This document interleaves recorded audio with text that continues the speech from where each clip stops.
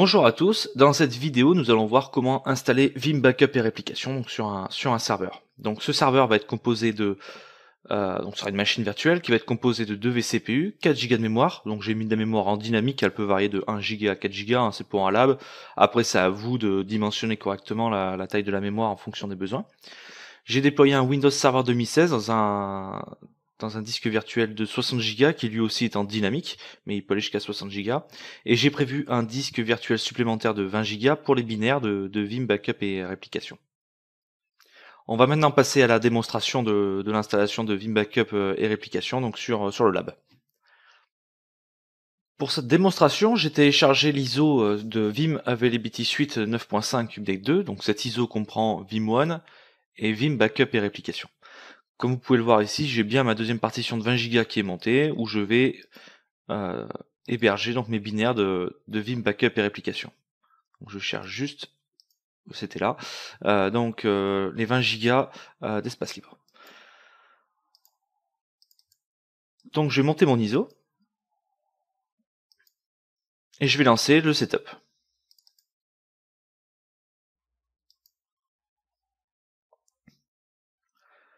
Donc là, il va me demander plein de choses. Est-ce que je veux installer Vim Backup et Réplication 9.5 Update 2? Est-ce que je veux installer Vim1? Est-ce que je veux voir la documentation? Est-ce que je veux voir des trainings? Et enfin, les autres composants qui sont Vim Backup Enterprise Manager et les différentes consoles pour Vim Backup Réplication et Vim1. Donc ici, nous, ce qui nous intéresse, c'est Vim Backup et Réplication 9.5. Et j'installe avec l'Update 2, puisque comme ça, j'aurai la dernière mise à jour. Donc je clique sur Install. À noter que cette installation peut très bien se dérouler en ligne de commande, puisque Vim a prévu des options avec le setup exe pour installer Vim depuis une ligne de commande ou pour automatiser le déploiement. Donc sur le premier écran, c'est le License Agreement.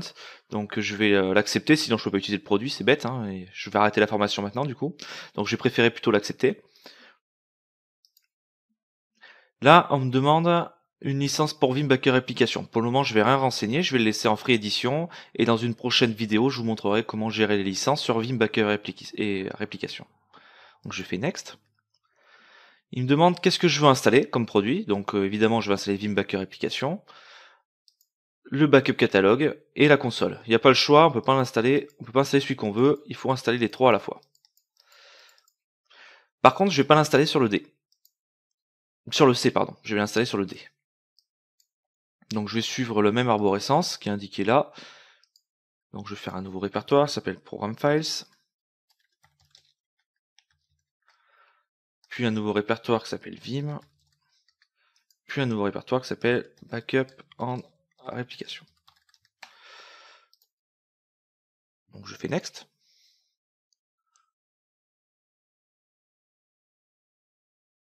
Donc là il me dit attention, il manque des choses. Et puisque Vim c'est quand même assez bien fait pour ça, l'interface est assez user-friendly, il vous propose d'installer les composants qui sont manquants. Donc je clique juste sur Install et il va me télécharger ou les récupérer depuis l'ISO et m'installer les composants manquants.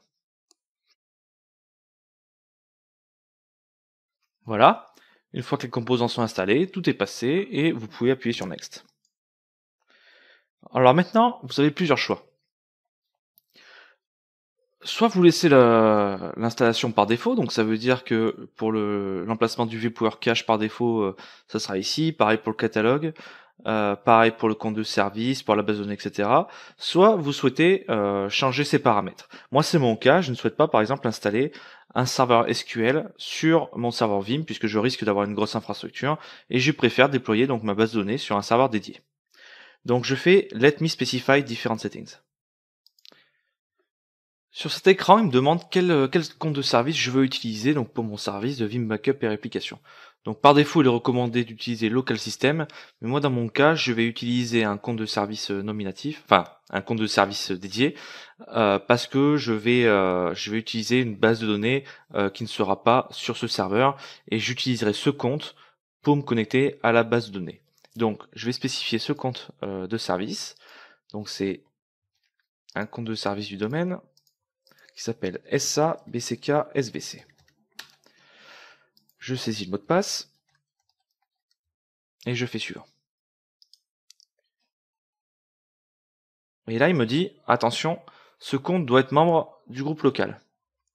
Donc c'est un prérequis que ce compte soit membre du groupe local administrateur de la machine et soit aussi DB owner de la base de données qui va être créée, mais il le fera automatiquement puisque c'est lui, le setup qui va créer la base de données. Donc je vais rajouter ce compte dans le groupe local administrators.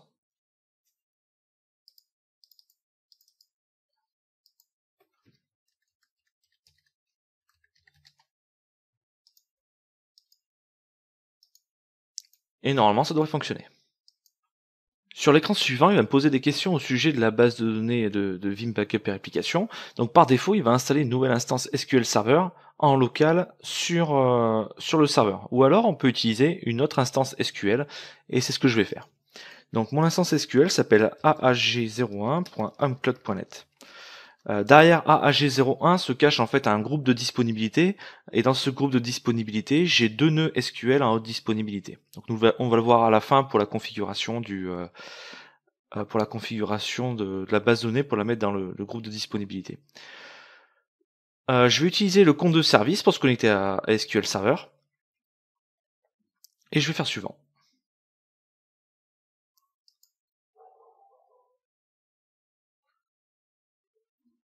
Donc là, il m'indique que mon compte de service n'a pas les droits sur mon serveur qui s'appelle FMAAG02.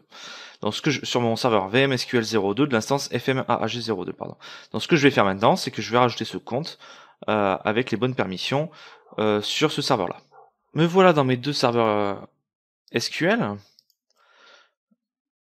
Donc ce que je vais faire, c'est que je vais rajouter des droits à ce compte qui est là, le droit de créer une base de données. Donc j'avais déjà ajouté le compte SABCKSVC, mais pas avec le droit de créer une base de données. Donc je vais lui ajouter ce droit-là. DB Creator.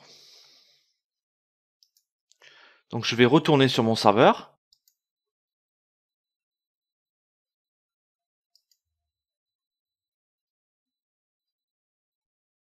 Voilà, ensuite je vais laisser les ports par défaut pour les différents services de Vim Backup et j'appuie sur suivant.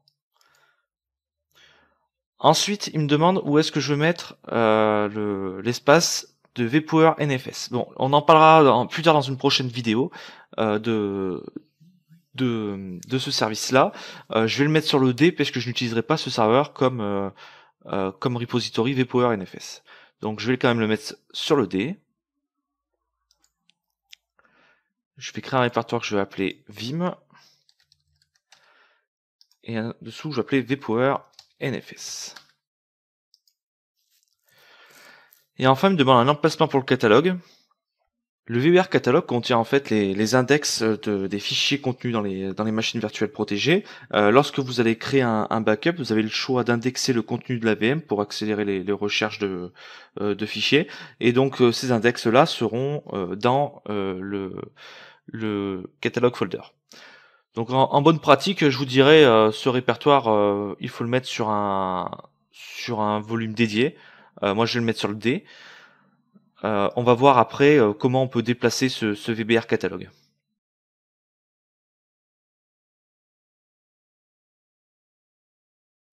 À la fin de la vidéo, je vais créer un nouveau volume et je déplacerai le VBR catalogue dedans pour vous montrer le déplacement de ce répertoire. Donc ensuite, je fais suivant. Et après, vous avez le résumé donc des informations de ce que vous avez configuré et il va vous demander si vous voulez vérifier les mises à jour quand le produit est installé et périodiquement. Donc moi je laisse cocher et je fais install.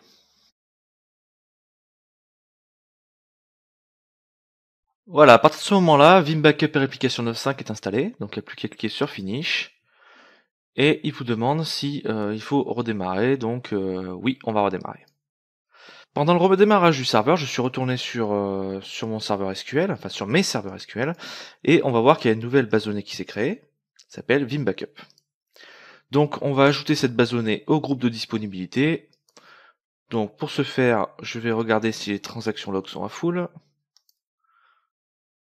Donc je les passe en full. Je fais un backup de cette base.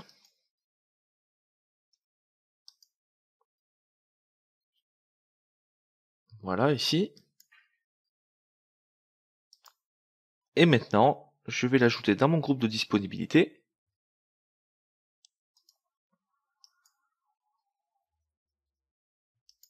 Donc je coche Vim Backup. Je choisis un partage pour la synchronisation, je fais suivant, je me connecte au premier serveur. Les prérequis sont vérifiés. Et je fais finish. Et à partir de ce moment-là, ma base de données de Vim Backup est en haute disponibilité.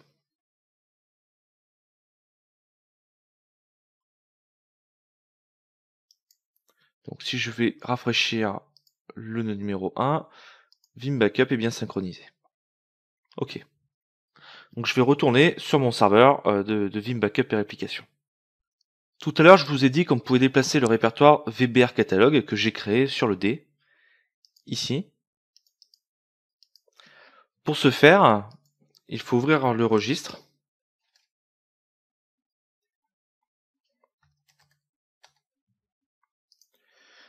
Vous allez dans HK Local Machine, Software, Vim. Vous avez Vim Backup Catalog, et là, il doit y avoir le chemin qui est là.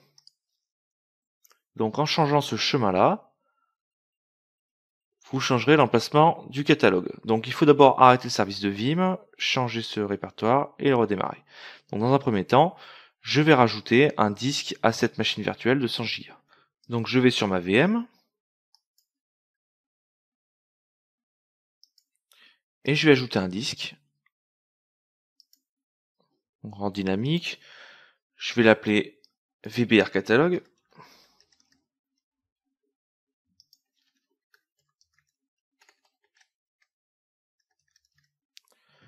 Et je vais le mettre là où il y a la machine virtuelle.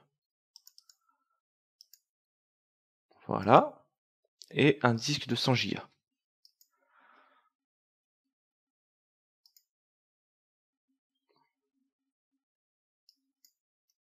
Je vais maintenant retourner sur mon serveur Vim Backup.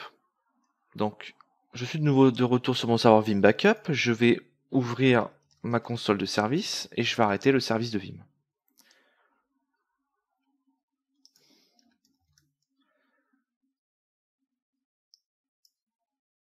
Donc, je vais arrêter tous les services. Voilà. Je vais maintenant préparer mon nouveau disque.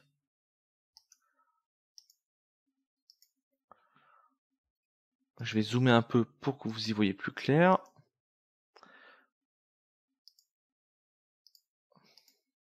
Ok. Donc, j'ai ajouté un nouveau disque de 100 Go. C'est le disque numéro 2, donc je vais l'initialiser.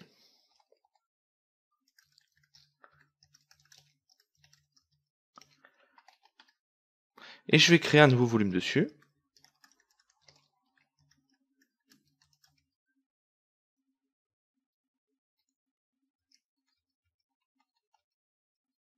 C'est pas créer de volume, c'est new volume, pardon.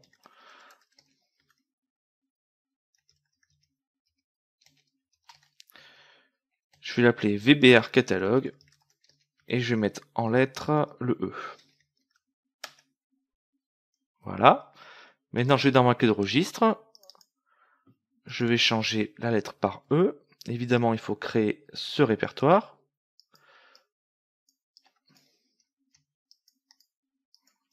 Donc, je vais créer ce répertoire-là.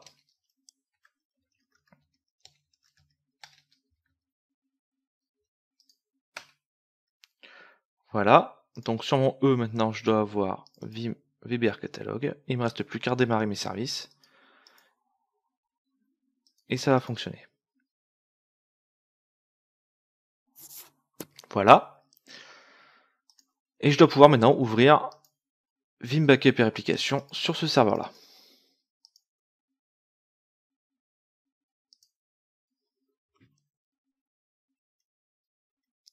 Voilà, ma console est ouverte. Maintenant, il me demande quel composant je souhaite mettre à jour, parce qu'il a vérifié qu'il y avait des mises à jour en ligne. Je peux faire Apply. Il va faire la mise à jour. Et mon mon serveur est prêt donc à backuper des machines. Maintenant, il va falloir faire toute la configuration autour, se connecter à des Hyper-V, à des vSphere, etc. Pour backuper donc les charges de travail, donc les VM, les virtual machines. Voilà, c'est tout ce que je voulais vous montrer à propos de cette vidéo. Nous allons maintenant revenir aux slides. Dans la prochaine vidéo, nous allons voir comment déployer une console Vim Backup et Réplication pour administrer le serveur à distance. Je vous remercie d'avoir suivi cette vidéo et je vous dis à bientôt.